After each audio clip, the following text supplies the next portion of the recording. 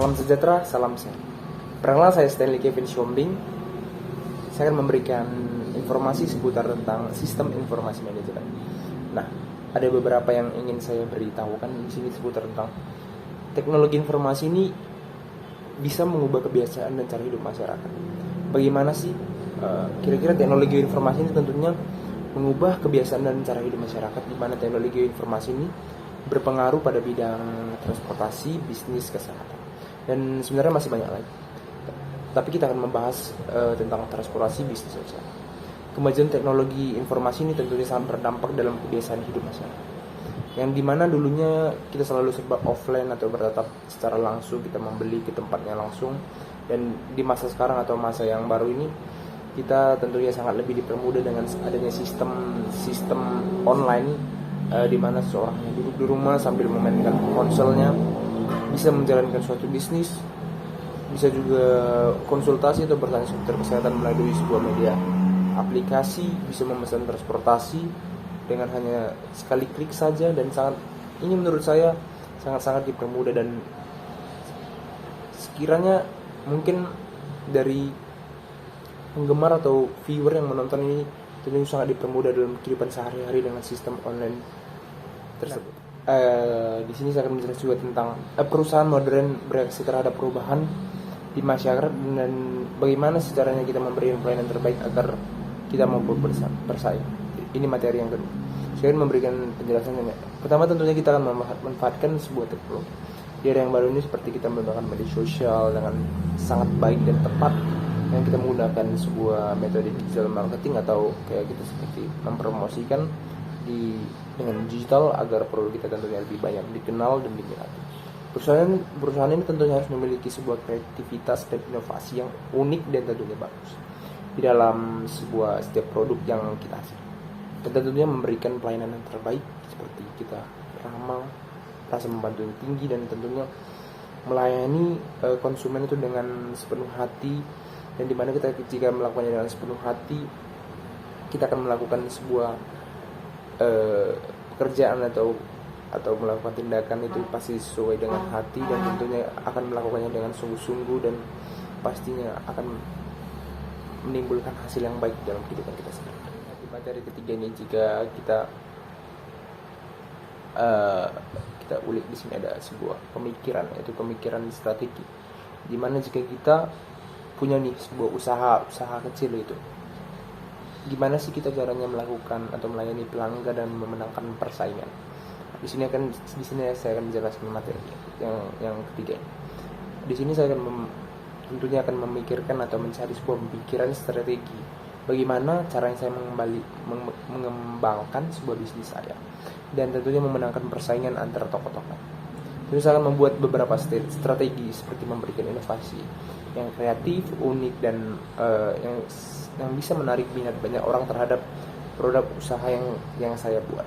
Dan tentunya membuat salah satu yang saya pikirkan atau rencana yang strategi yang saya buat, yang pertama adalah tentunya membuat harga yang relatif terjangkau atau bisa dibilang lebih murah dari toko yang lainnya, tetapi tentunya kualitasnya sangat-sangat masih bagus dan top, dan kita memberikan pelayanan yang tentunya efektif, efisien, dan membuat selalu konsumen seperti layaknya seorang raja, dengan kita melayani dengan penuh sukacita dan bersungguh-sungguh. Dan materi yang keempat, saya ingin memaparkan atau menjelaskan sedikit seperti ini.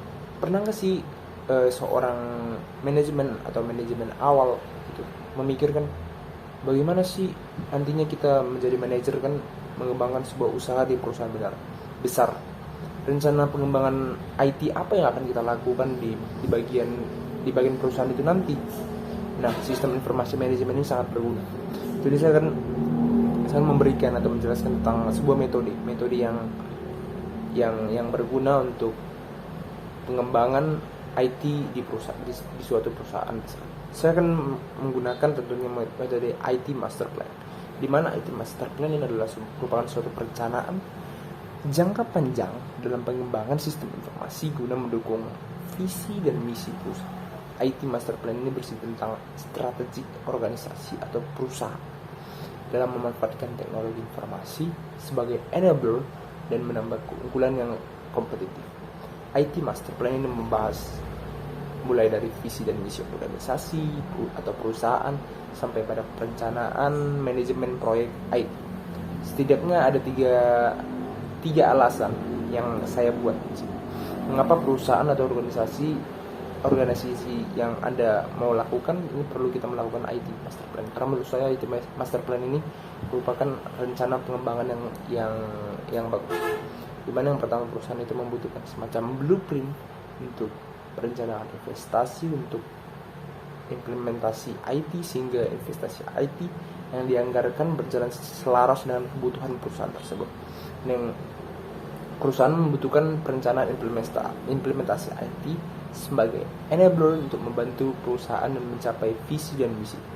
Dan yang kedua ada perencanaan teknologi informasi IT yang tentunya tepat, yang mampu membantu perusahaan untuk mendukung proses operasional bisnis sehari-hari dan membantu proses pengambilan keputusan yang tepat bagi manajemen.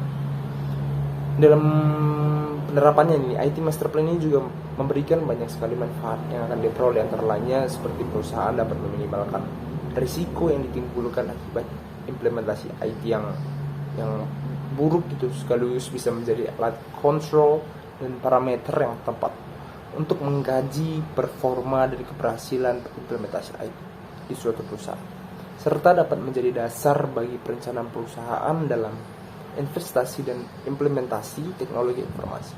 Dengan demikian, perusahaan tidak lagi sekedar beli ataupun install, tetapi juga mempunyai suatu metode perencanaan pengembangan yang baik di suatu perencanaan pengembangan IT Anda atau penonton sekali. Mungkin sekian yang bisa saya sampaikan tentang seputar sistem informasi manajemen atau bagaimana cara-cara sistem informasi manajemen ini. Mohon maaf bila ada salah-salah kata. Saya tahu saya tidak manusia yang tak luput dari dosa atau kesalahan. Saya tentunya pasti bisa berkesalahan. Tentunya saya mendoakan semoga materi yang saya jelaskan ataupun seputar tentang sistem informasi manajemen ini bisa Anda tangkap dan bisa Anda dengarkan dengan baik, dan nantinya bisa Anda terapkan dalam kehidupan sehari-hari, sehingga dimana penerapan sistem informasi manajemen kita bisa menjadi lebih baik dan nantinya bisa berguna di kehidupan kita yang akan datang. Saya Stanley Kevin, terima kasih atas yang sudah menonton dan sudah mau mendengar penjelasan dari saya, dan tentunya mau menerapkannya nanti dengan baik.